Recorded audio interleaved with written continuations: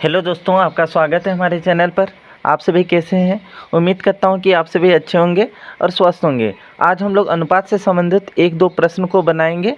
1 number का प्रश्न है, यदि a का 15% बराबर b का 20% हो तो a अनुपात b प्रश्नवाचक, हमें a अनुपात b का मान निकालना है। ठीक है, तो यहाँ पर जो दिया गया है सबसे पहले हम उसे लिखेंगे।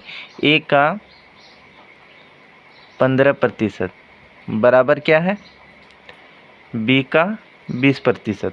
हमें a अनुपात b निकालना है। देखिए a का अर्थ गुना होती है, 15% को हम 15/100 के रूप में लिखेंगे, बराबर इधर b का अर्थ यहाँ गुना होती है और 20% को हम 20/100 के रूप में लिखेंगे। ठीक है, अब देखिए यहाँ 15/100 और यहाँ 20/100 है। चलिए पहले इसे कटाते हैं। 20 से कम 20, 20 पंचे 100 होती है। ये दोनों जो है 5 से कट जाएगी। 5 तिया 15, 5 दूनी 10 और यहाँ पर एक जीरो लगा देंगे। मतलब यहाँ 1 गुना 3/20 बराबर b गुना यहाँ 1/5 आ रहा है। ठीक है, अब हम यहाँ पर क्या करेंगे? देखिए a और b का टर्म है, इन दोनों को एक तरफ करेंगे और यहाँ पर जो संख्या है 3/20 और यहाँ 1/5 है, इसे हम दूसरी ओर कर देंगे। ठीक है, तो देखिए a, अब यहाँ पर जो b है, b के साथ संख्या गुना हुई, जब बराबर के इस पार करेंगे तो ये भाग हो जाएगी, तो ये a/b के रूप में हो जाएगी। बराबर यहाँ 1/5 तो अपनी तरफ है, तो जिस तरह है उसी रूप में रहेगी। अब देखिए यहाँ गुना 3/20 है। ठीक है, यहाँ 20 भाग हुई है, जब बराबर के इस पार करेंगे तो ये गुना हो जाएगी, और a के साथ 3 गुना हुई है, जब बराबर के इस पार करेंगे तो ये भाग हो जाएगी। ठीक है, अब देखिए हम यहाँ पर ऊपर नीचे कटाएंगे, ये दोनों जो है 5 से कट जाएगी। 5 एकम 5, 5 चौक 20। ठीक है, तो a/b बराबर जो मान आ रहा है वो 1 को 4 से गुना करने पर 4/3 आ रही है। ठीक है, अब देखिए a/b है, हम इसे a अनुपात b के रूप में लिख सकते हैं।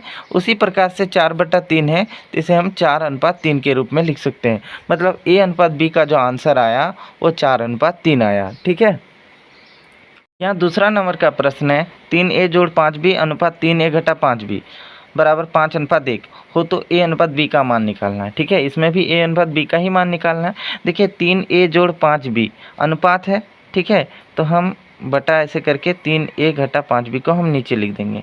ठीक है, बराबर यहाँ 5:1 है, तो इसे भी हम 5/1 के रूप में लिख सकते हैं। अब हम इसे क्रॉस मल्टीप्लिकेशन गुना करेंगे। ठीक है, देखिए 1 से हम 3a जोड़ 5b को गुना करेंगे, 5 से 3a घटा 5b को। ठीक है, तो हम सबसे पहले 1 से गुना करते हैं, 1 से 3a जोड़ 5b को, बराबर अब 5 से हम गुना करेंगे 3a घटा 5b को। ठीक है, कुछ इस तरह का समीकरण आया।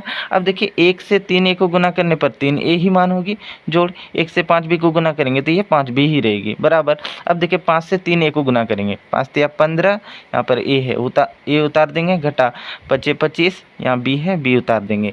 अब हम a के टर्म को एक तरफ और b के टर्म को दूसरी ओर कर देंगे। ठीक है, देखिए यहाँ 3a है, यहाँ पर 15a, इस जगह पर प्लस 15a, जब बराबर के इस पार करेंगे तो घटा 15a हो जाएगी। बराबर देखिए घटा 25b, ये तो अपनी ही ओर है। अब यहाँ जोड़ 5b इस पार है, जब दूसरी ओर कर देंगे तो ये घटा 5b हो जाएगी।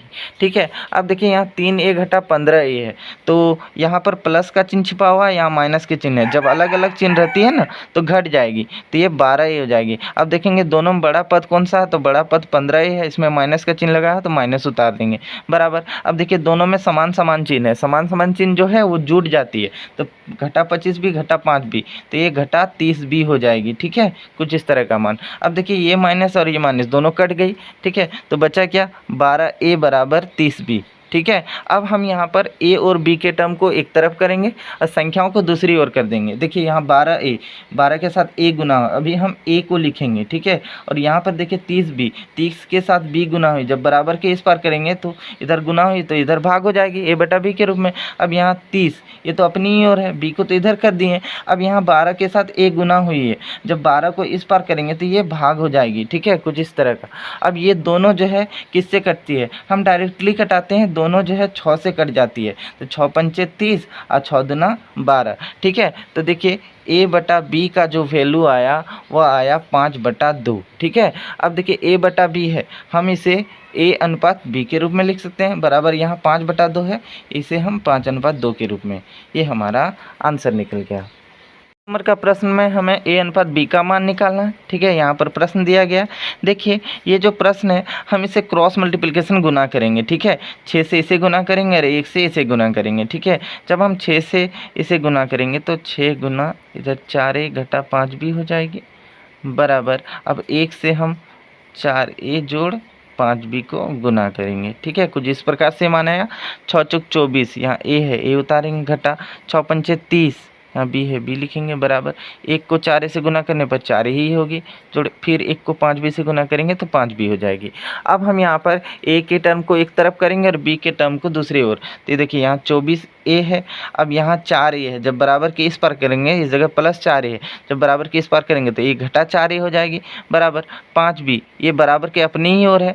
अब ये घटा 30b जो है ये दूसरी ओर है, जब बराबर के इस पार करते हैं तो घटा 30b है, ये प्लस 30b हो जाएगी। अब देखिए यहाँ 24 से घटा 4a है तो ये 20a होगी बराबर।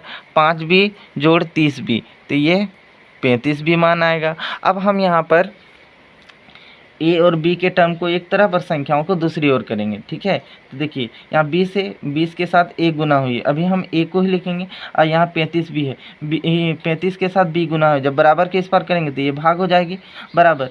35 तो अपनी ही तरफ है। अब देखिए यहाँ a के साथ 20 गुना हुई थी, जब बराबर के इस पार करेंगे तो ये भाग हो जाएगी। कुछ इस तरह से माना है। ये दोनों जो है 5 से कट जा रही है, 5 सत्ते 35 और 5 चौक 20, तो a बटा b का जो वैल्यू आ रहा वो 7/4 आ रही है। अब देखिए a बटा b है, हम इसे a अनुपात b के रूप में लिख सकते हैं और यहाँ 7/4 है तो इसे हम 7/4 के रूप में, ये हमारा आंसर आ गया।